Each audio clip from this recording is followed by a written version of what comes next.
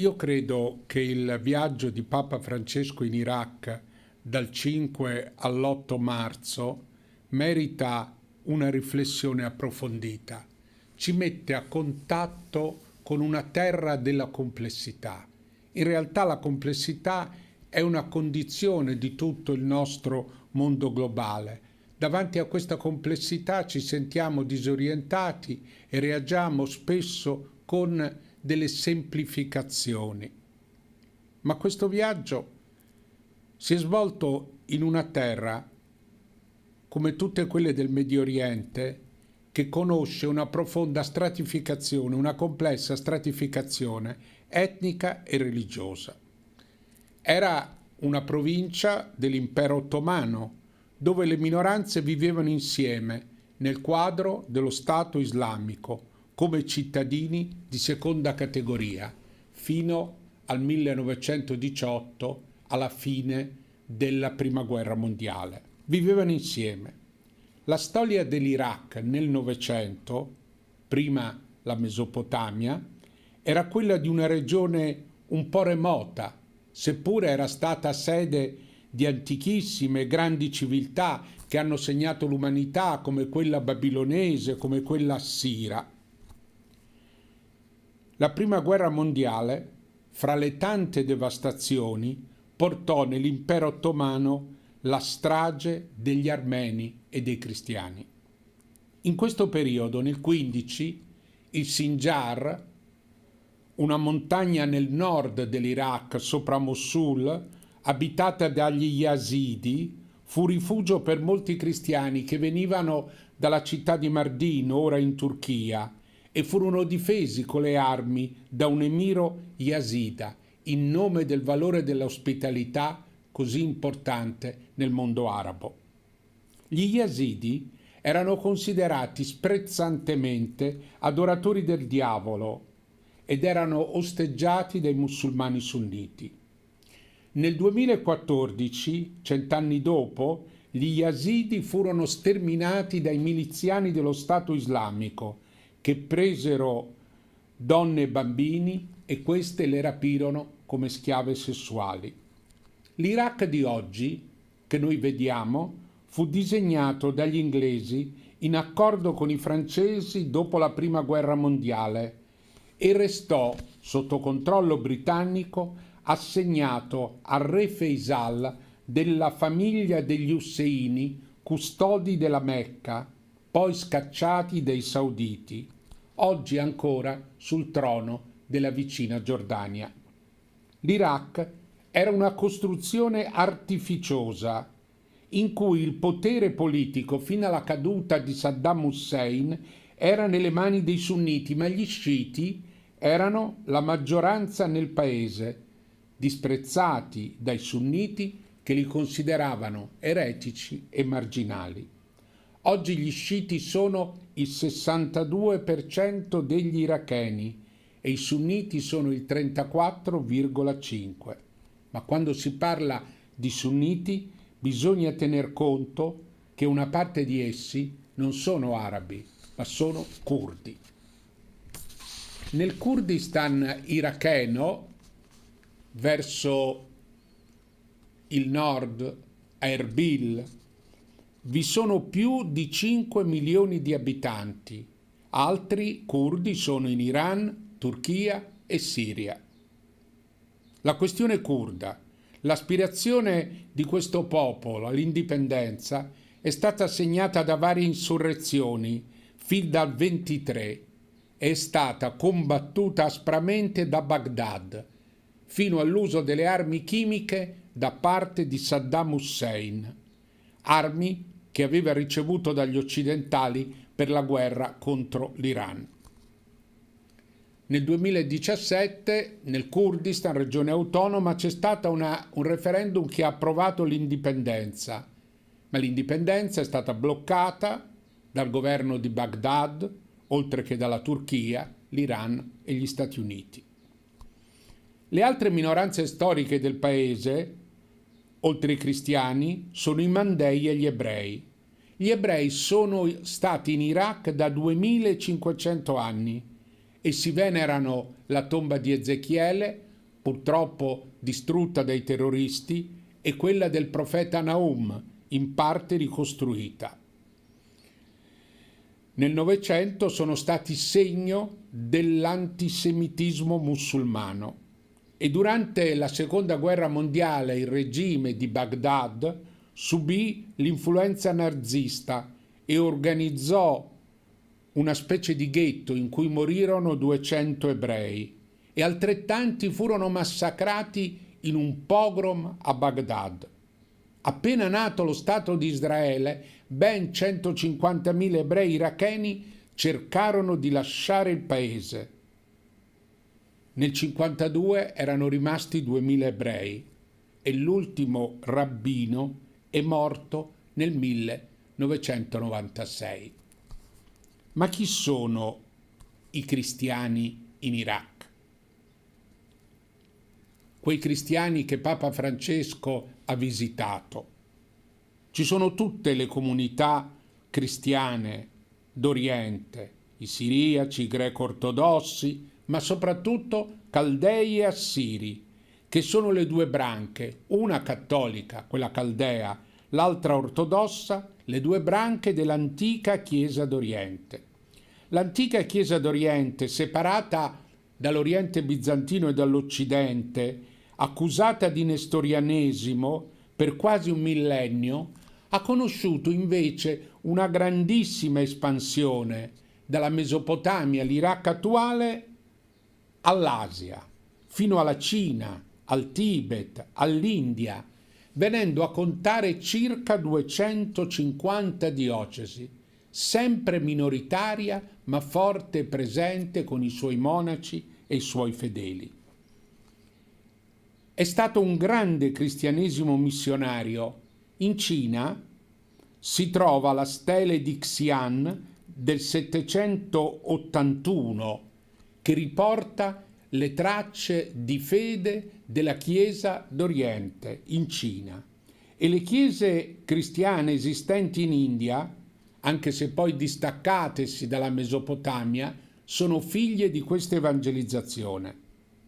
Fu anche un cristiano d'Oriente, un grande spirituale, Isacco di Ninive, nato nell'attuale Qatar e morto nel Settecento, cantore della misericordia di Dio. Insomma, si trattò di una grande chiesa missionaria che però dovette fare molto presto i conti con la presenza arabo-musulmana, almeno dal 650.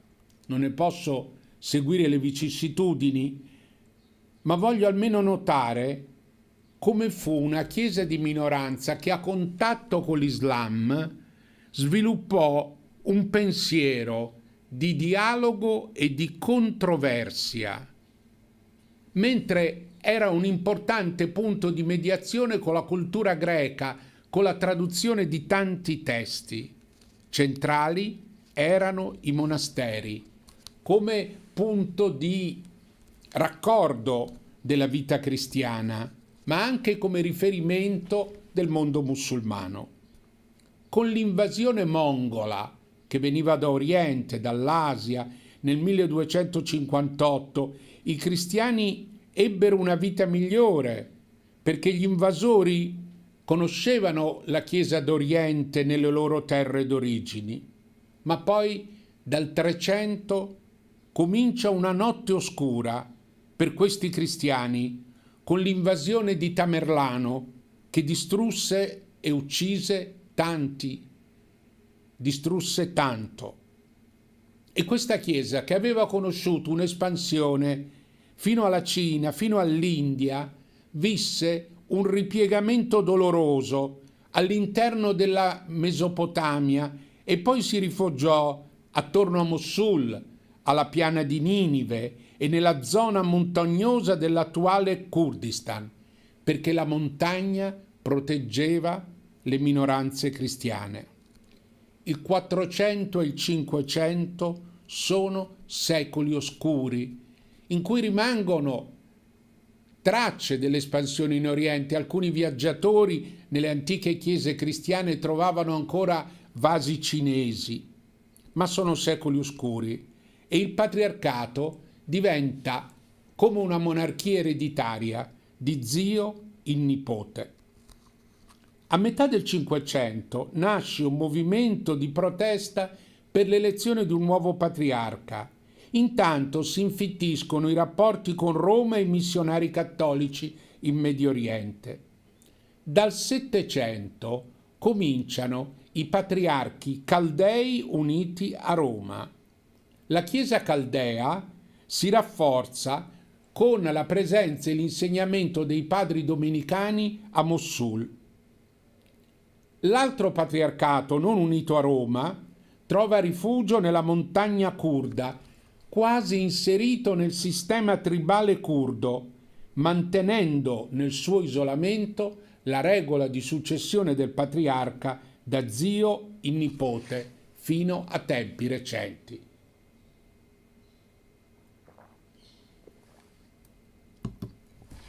Questi cristiani vengono definiti assiri e vivono in un sistema tribale, finché con la prima guerra mondiale i turchi non li attaccano e il patriarca, fuggendo con il suo popolo e i suoi armati, trova la morte in un'imboscata curda.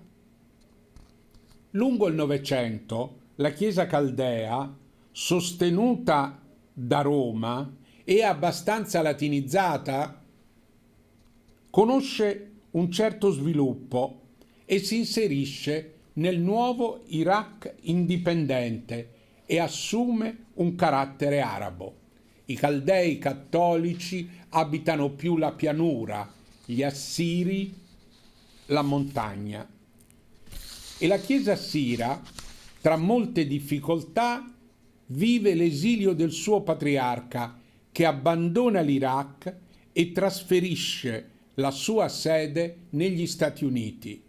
Solo in tempi recenti, con l'attuale patriarca, torna in Kurdistan. Ma la storia politica dell'Iraq, anche recente, è molto complessa, perché l'Iraq è probabilmente la terza potenza petrolifera dopo l'Arabia Saudita e la Russia. Dopo la monarchia, dagli anni 50, l'Iraq è un campione del nazionalismo arabo e conosce nel 63 l'affermazione del partito Ba'ath, socialista e laico, che viene fondato da un cristiano siriano, Michel Aflaq, il quale muore poi in Iraq al tempo di Saddam Hussein. Saddam Hussein viene dal partito Ba'ath e instaura una crudele dittatura lottando contro i curdi, anche se protegge i cristiani, fino a chiamare come vice premier e ministro degli esteri un cristiano caldeo. Durante la lunga e sanguinosa guerra con l'Iraq, la lunga e sanguinosa guerra con l'Iran di Khomeini, che dura dall'80 all'88, Saddam Hussein fu appoggiato dai paesi arabi, ma anche dagli Stati Uniti. E fu proprio in questo periodo, a metà degli anni '80, che la comunità di Sant'Egidio, attraverso la Turchia, venne a contatto con 1 migliaio di rifugiati caldei dispersi nelle montagne turche in fuga dall'Iraq e ritrovati da una delegazione della comunità in Turchia. Fu il primo corridoio umanitario. Allora era impossibile far venire in Italia profughi, entrare in Italia, che non venissero dai partiti comunisti, e si riuscì a cambiare questa politica. Nel 90 Saddam invase il Kuwait, suscitando una pesante reazione occidentale che pose severe sanzioni al paese, che prima era stato appoggiato dagli occidentali nella sua guerra contro l'Iran. Da quel momento è la bestia nera della politica americana, accusato di produrre armi di distruzione di massa. E dopo l'11 settembre 2001 gli americani, appoggiati dagli inglesi, entrarono in guerra nel 2003, rovesciando il regime, e Saddam fu impiccato 3 anni dopo. Quella guerra si qualificò come una crociata per la democrazia nel mondo arabo. In quell'occasione Giovanni Paolo II, a cui Saddam aveva impedito 3 anni prima di recarsi pellegrino a Ur, in memoria di Abramo, si batté contro la guerra come un leone, diventando di fatto il leader del movimento della pace, che proprio in quei giorni ha la sua ultima espressione.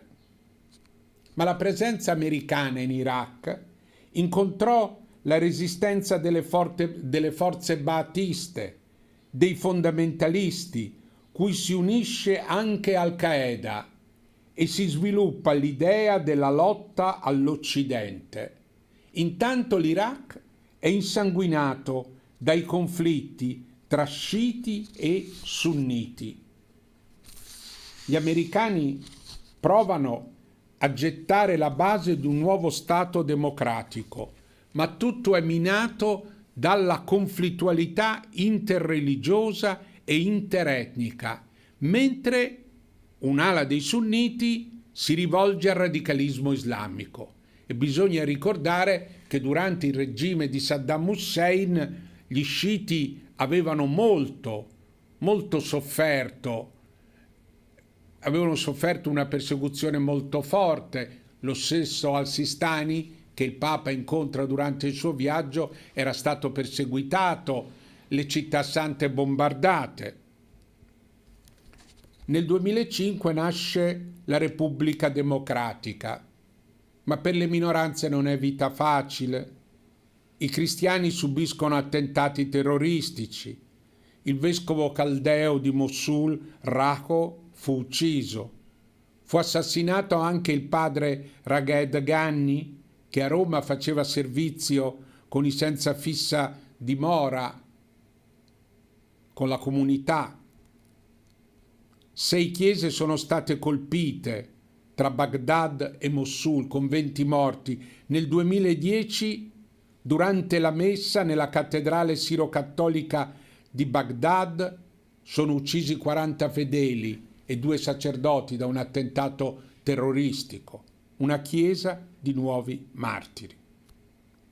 Questa è una vicenda drammatica che si connette alla guerra civile nella vicina Siria, con l'affermazione dello Stato islamico dal 12 al 17, a cavallo fra la frontiera siriana e irachena, combattuto da curdi, sciiti, forze governative appoggiate dagli americani.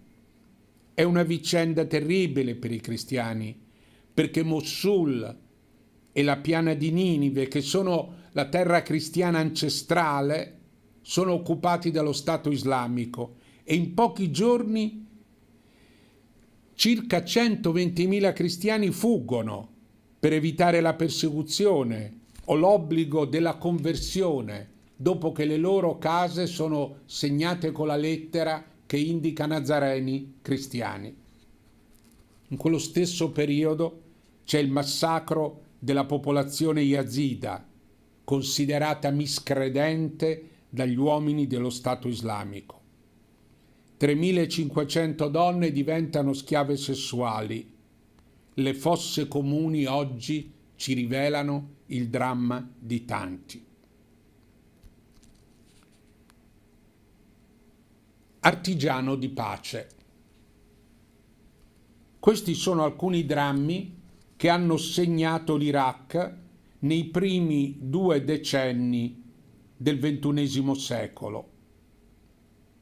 Anche a causa dell'assurdità di una guerra che Giovanni Paolo II temeva fosse vissuta come la guerra dell'Occidente cristiano contro l'Islam, una crociata per la libertà che ha portato a una crisi di un povero paese già violentato dalla dittatura di Saddam. I demoni del terrorismo sono usciti allo scoperto. Potenti vicini, interessi internazionali hanno annodato un nodo inestricabile che strangola la vita di quel paese. È la prova di quello che la Chiesa sa da sempre e che Francesco ha ben espresso nella Fratelli Tutti, con queste parole che vi leggo. Ogni guerra lascia il mondo peggiore di come l'ha trovato. La guerra è un fallimento della politica e dell'umanità, una resa vergognosa, una sconfitta di fronte alle forze del male. Questo è quello che ha trovato Francesco in Iraq. Ma lui ha voluto andare in Iraq, sconsigliato dai servizi di intelligence del mondo. Eppure è stato un periodo in cui i leader mondiali, i capi di Stato, per il Covid-19 non hanno più viaggiato. Ma Francesco ha affermato che il popolo iracheno non poteva aspettare. E così ha detto: ho sentito forte il senso penitenziale di questo pellegrinaggio. Non potevo avvicinarmi a quel popolo martoriato, a quella Chiesa martire, senza prendere su di me a nome della Chiesa cattolica la croce che portano da anni, una croce grande, come quella posta all'entrata di Karakosh. L'ho sentita in modo particolare, vedendo le ferite ancora aperte dalle distruzioni e ascoltando i testimoni. Sì, è stato un viaggio in cui il Papa ha parlato, ma ha anche ascoltato molto la gente. Ma perché un viaggio penitenziale? Perché l'Occidente ha creduto di risolvere una situazione drammatica con una guerra fatta per altri fini. E si è accresciuta la logica del nemico che ha colpito tutti, ha scatenato conflitti come quelli tra sciiti e sunniti, ha sconvolto l'architettura già fragilissima di uno Stato mediorientale. In 2 decenni i cristiani iracheni sono quasi finiti, ma quei cristiani, come ho detto all'inizio della mia esposizione, erano sopravvissuti a 1,5 millenni di traversie, nelle sofferenze, ma erano sopravvissuti. All'inizio del nostro secolo erano 1,5 milioni, oggi sono ridotti a 200.000.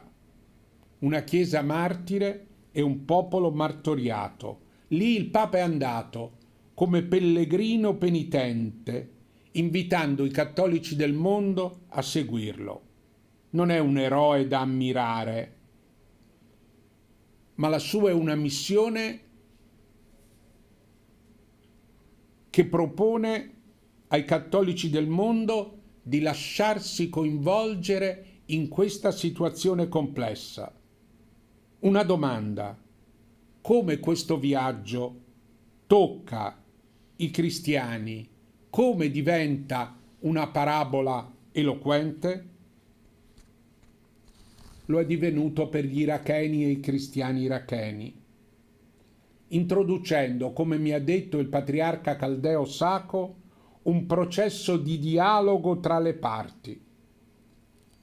L'Iraq è l'esempio, forse tra i più drammatici, di come il mondo globale non riesca a costruire la pace per la sua complessità, per la molteplicità di attori internazionali contrastanti. E l'Iraq confina con la Siria, dove la guerra dura da 10 anni e ha causato 5,5 milioni di rifugiati, una parte in Libano, un paese di convivenza ormai enormemente infragilito. Iran e Arabia Saudita si fronteggiano nel paese mentre la Turchia è un vicino forte. Il primo passo del Papa è stato nel palazzo presidenziale con i politici, le autorità civili e religiose. Qui ha affrontato il tema della logica dell'inimicizia. La coesistenza fraterna ha bisogno del dialogo paziente e sincero, ha detto, e poi ha aggiunto: tacciano le armi, se ne limiti la diffusione, cessino gli interessi di parte, gli interessi esterni che si disinteressano alla popolazione locale, si dia voce agli artigiani di pace, ai piccoli, ai poveri, alla gente semplice che vuole vivere, lavorare, pregare in pace. Basta, basta violenze, basta estremismi, basta intolleranze. Si dia spazio ai cittadini che vogliono il dialogo, il confronto franco e sincero, a chi si impegna per la riconciliazione, il bene comune ed è disposto a mettere da parte i propri interessi. Nessuno sia considerato cittadino di seconda classe. Non sono esortazioni retoriche, perché il Papa mira qui alla ricostruzione di una società civile, senza discriminazioni, capace di integrare nel dialogo, in cui nessuno, come è stato per le minoranze, ma anche per la maggioranza sciita durante il regime di Saddam, nessuno sia considerato di seconda classe. In Iraq tutti hanno i loro morti, i loro dolori e le loro vittime. Ma la vittima che sta trascinando tutti alla rovina è il paese stesso, incapace di essere casa di tutti, stravolto da interessi prepotenti, nel gioco di interessi internazionali che profittano della sua debolezza. Forse nella sua storia l'Iraq non è mai stato casa di tutti, ma oggi lo è veramente poco. Il viaggio del Papa è stato coraggioso. È stato coraggioso per i rischi rivolti alla sua persona, ma è stato coraggioso per il messaggio, una ritessitura del tessuto iracheno da parte di un semplice artigiano di pace. Questo è un esempio di politica cristiana al servizio degli uomini e delle donne. Che nasca una società civile in cui tutti, anche i piccoli, i poveri, quelli di seconda classe, abbiano voce. Bauman, il grande sociologo anglo-polacco, aveva già notato che l'idea forte di Francesco è la ripresa della cultura del dialogo tra la gente. Lo scrive in Retrotopia.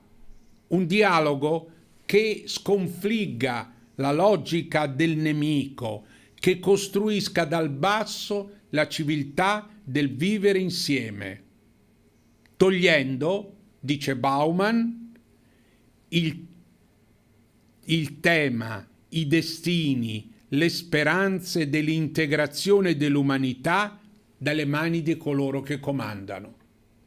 Un'utopia, un sogno, ma questa è l'idea che coltiva Bergoglio, artigiano di pace.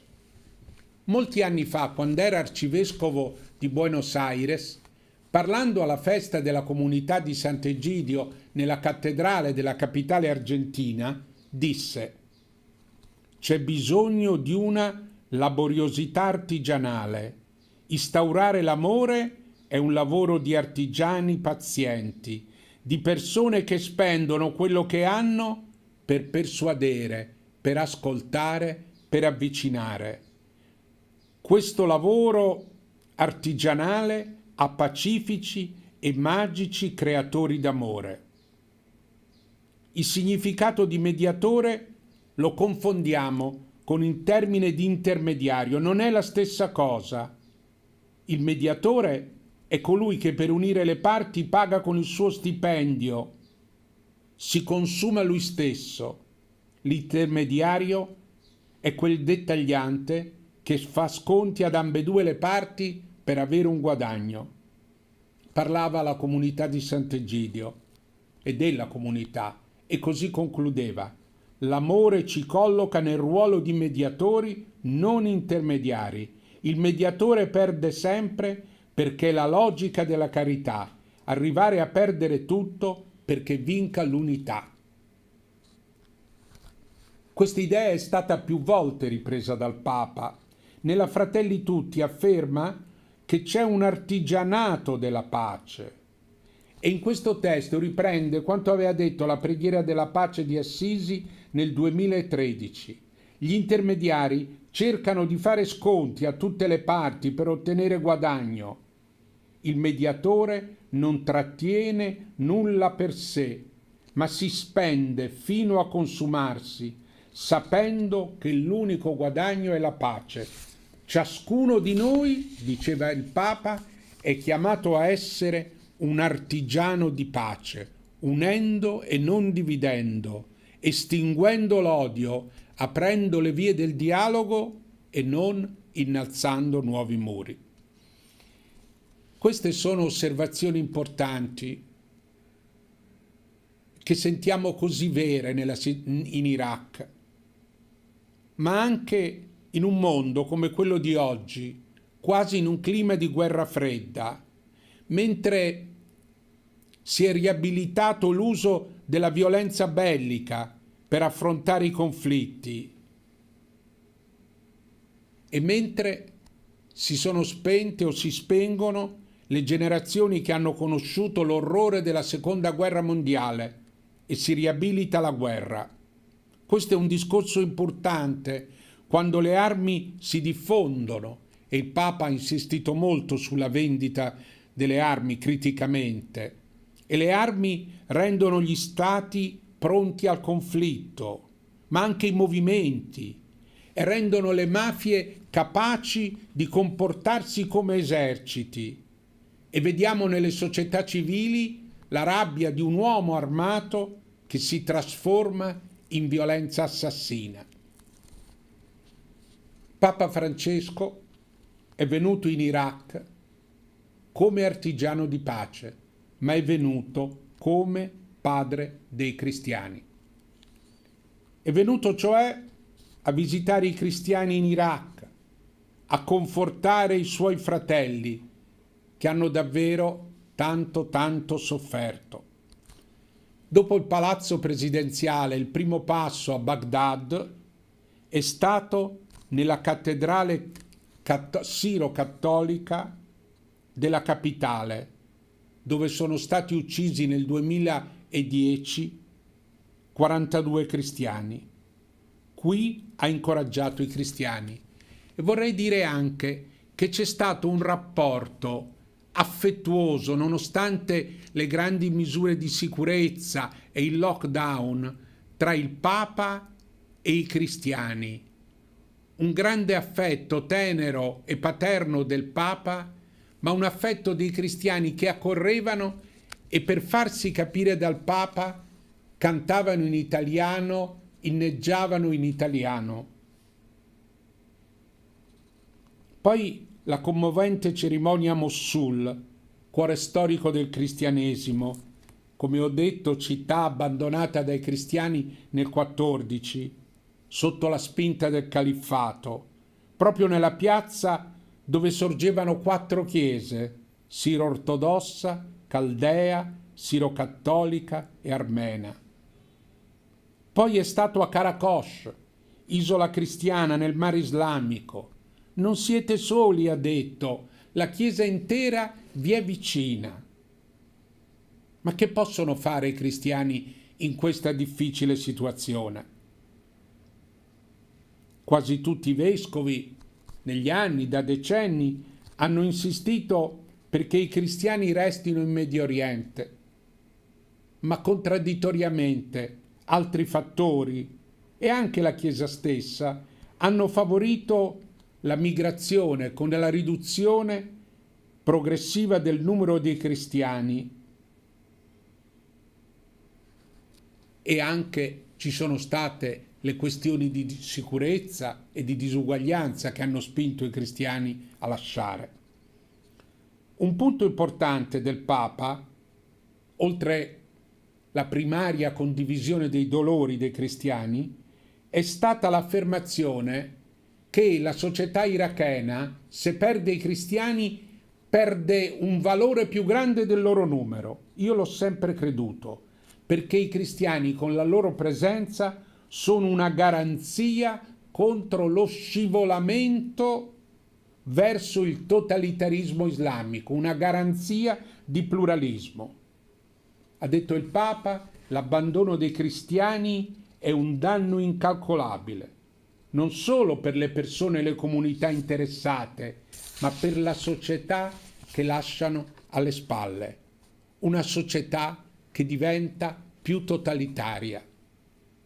Però il Papa non ha condannato i cristiani che lasciano il paese e capisce i motivi di sicurezza, il problema dei bambini, dei figli, ma ha invitato quelli che sono restati a comprendere la loro presenza come una vocazione.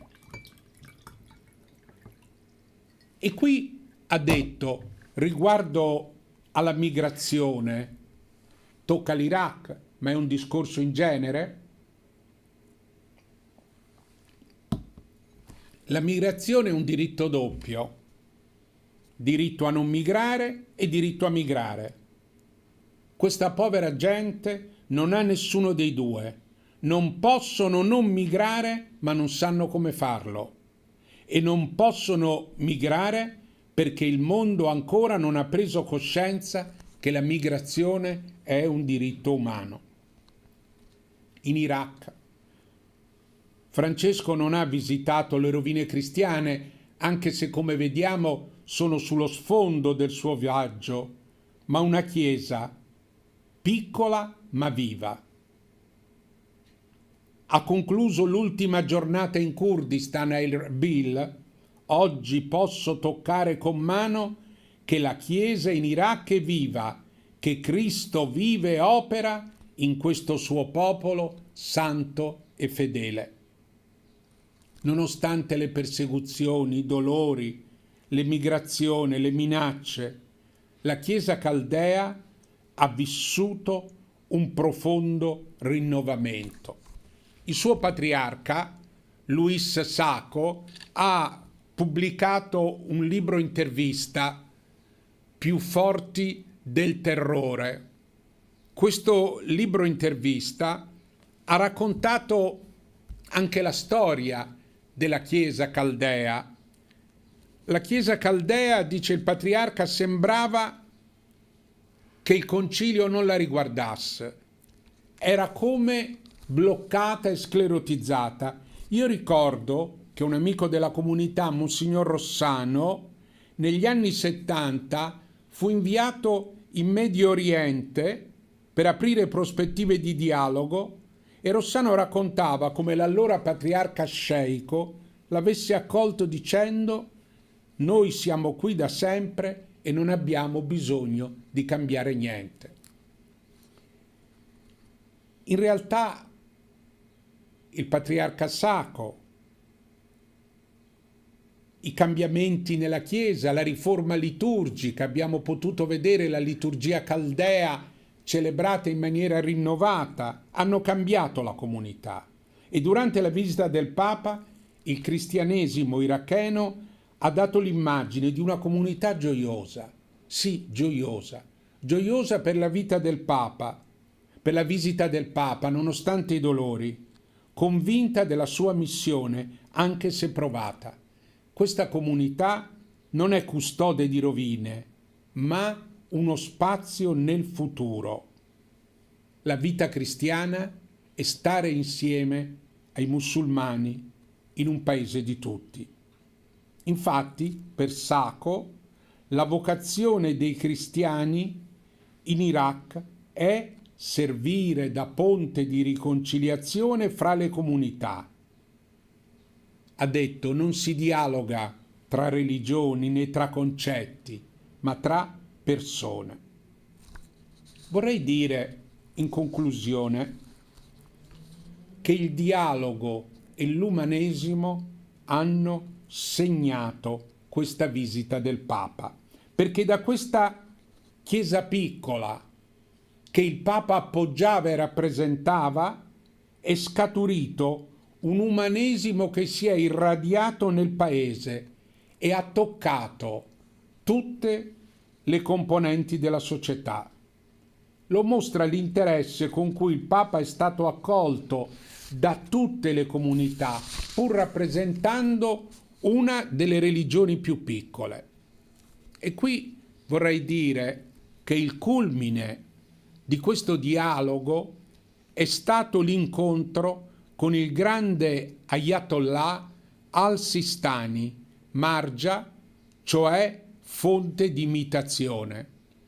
L'Ayatollah al-Sistani è la più alta autorità sciita.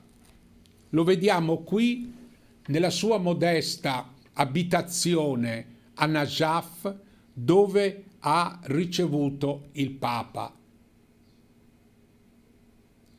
Modesta ma grande autorità nel mondo sciita. La comunità con una delegazione lo aveva già incontrato nel 2014, quando ancora era forte lo Stato islamico, e ne aveva constatato la saggezza e la disponibilità. Vorrei cedere la parola al Papa. Come lui ha descritto l'incontro con al-Sistani, lo ha descritto non come un dialogo teologico, ma come un incontro tra uomini religiosi, tra cuori credenti. Ha detto il Papa: in questo pellegrinaggio di fede e penitenza sono andato a trovare un grande, un saggio, un uomo di Dio. Ascoltandolo si percepisce questo. È un messaggio per tutti. Lui è una persona che ha saggezza e prudenza. Mi diceva: da 10 anni non ricevo gente che viene a visitarmi con altri scopi, politici e culturali. No, non li ricevo, solo religiosi. È stato molto rispettoso nell'incontro, ha detto il Papa, e io mi sono sentito onorato. E anche nel saluto. Lui mai si alza, e si è alzato per salutarmi 2 volte. Un uomo umile e saggio. Mi ha fatto bene all'anima questo incontro, è una luce. E poi ha concluso: questi saggi sono dappertutto, perché la saggezza di Dio è stata sparsa in tutto il mondo. Succede lo stesso anche con i santi, che non sono solo quelli che stanno sugli altari. È molto significativo che il Papa abbia detto di avere incontrato la saggezza di Dio in questa figura di personalità sciita. Ed è questa un'immagine del dialogo interreligioso, un cuore religioso che parla a un altro cuore religioso. Qui devo dire per inciso che Papa Francesco, in un periodo di grave difficoltà dell'Islam, quando la maggioranza dei musulmani si è sentita umiliata, milioni, dall'identificazione con l'Islam radicale e terrorista, il Papa, prima con il documento sulla fratellanza e il dialogo firmato con il grande imam di Al-Azhar al-Tayeb e poi con l'incontro con al-Sistani, ha offerto una sponda di amicizia. In fondo, al tempo dello scontro di civiltà, all'inizio del nostro secolo, sembrava ci fosse un muro di incomprensione tra mondo cristiano e mondo islamico. non abbiamo mai creduto dovesse esserci. Ma su questo muro di incomprensione speculava il radicalismo islamico. Oggi questa sponda di amicizia offerta dal Papa a coloro che sono di fede islamica e che vogliono convivere in pace con gli altri è molto importante. Professano la loro religione e non si identificano con il terrorismo. Dialogare è vivere insieme.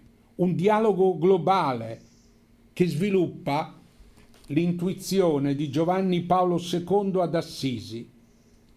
Le Monde ha parlato di un viaggio storico e molto politico. Storico, sì, anche politico, ma nel senso di costruzione della politica del vivere insieme, che è la politica di Fratelli Tutti. Vorrei dire in conclusione che questo viaggio non solo è stata la parabola di Fratelli Tutti, ma ha realizzato in pieno quel messaggio di umanesimo cristiano che si irradia dal Vaticano II.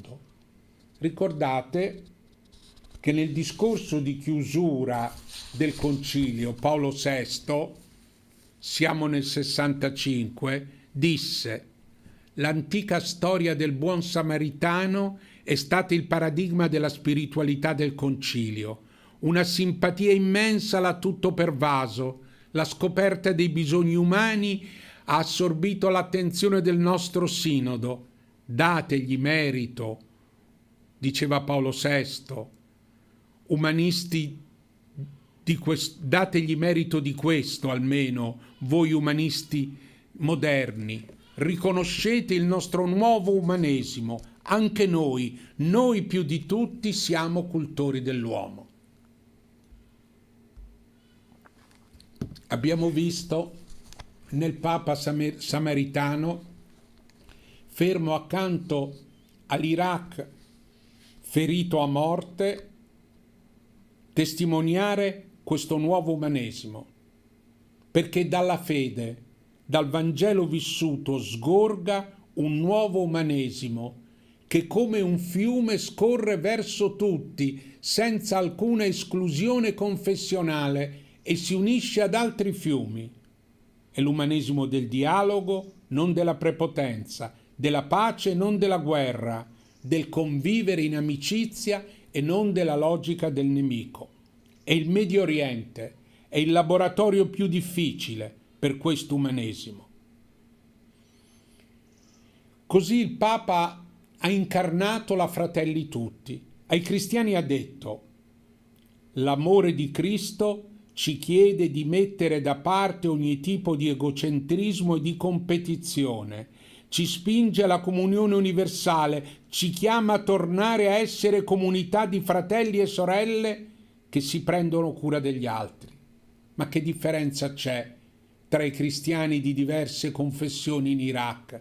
Sono tutti colpiti e tutti sono stati colpiti, nonostante le differenze, dal terrorismo. Nel sangue siamo già uniti, diceva Giovanni Paolo II, ma poi una comunità di fratelli che si prende cura degli altri e che vive una comunione universale. Nel deserto, in quel deserto dove non ci sono muri, nella piana di Ur dei Caldei, memore di Abramo, padre di tutti i credenti, il Papa ha detto parole che mostrano il senso del suo viaggio. Nelle tempeste non ci salverà l'isolamento, non ci salveranno la corsa a rafforzare gli armamenti, a erigere muri, anzi, i muri ci renderanno più distanti e arrabbiati. La via del cielo è la via della pace. Chiede, soprattutto nella tempesta, di remare dalla stessa parte. Non ci sarà pace senza popoli che tendono la mano ad altri popoli. Non ci sarà pace finché le alleanze saranno contro qualcuno, perché le alleanze degli uni contro gli altri aumentano solo le divisioni. E ha concluso: la pace non chiede vincitori né vinti, ma fratelli e sorelle. In un mondo complesso, in cui non ci sono soluzioni semplici, il messaggio di questo viaggio parla a tutti, ai cattolici, ai cristiani, agli umanisti, alla gente di altre religioni. E capire questo viaggio è anche specchiarsi in un'immagine di cristianesimo in ogni luogo del mondo, generatore di umanesimo e di fraternità. È un viaggio che ha avuto un significato per la Chiesa in tutto il mondo. Vorrei proprio concludere con le parole che un grande saggio e pensatore ebraico scriveva nel 1965, quando si concludeva il concilio, quando c'era la guerra fredda, quando c'erano muri tra le religioni, sensi di superiorità e diffidenza gli uni verso gli altri, che non sono certo passati, ma durano e si ripresentano. Abraham Heschel, quel grande pensatore, scriveva: la nostra epoca ha segnato la fine dell'autocompiacimento, la fine delle scappatoie, la fine della sicurezza di sé. Le religioni del mondo non sono autosufficienti, né indipendenti, né isolate più di quanto non lo siano gli individui e le nazioni. Nessuna religione è un'isola. Siamo tutti coinvolti, l'uno con l'altro, e i punti di vista che adotta una comunità hanno un impatto sulle altre. L'isolazionismo religioso oggi è un mito. Abbiamo visto l'impatto che ha avuto il messaggio di Papa Francesco in Iraq, e io credo che quello che Francesco, i cristiani iracheni, gli sciiti, i sunniti, tutti gli iracheni hanno vissuto, sia in qualche modo un messaggio che dall'Iraq si amplia al Medio Oriente e al mondo. Sta alla gente singola, alle comunità, ai responsabili, raccogliere questo messaggio e in un certo senso collegarsi a quel processo che in un tempo turbinoso ci rende fratelli tutti. Grazie per la vostra attenzione, grazie per il vostro ascolto.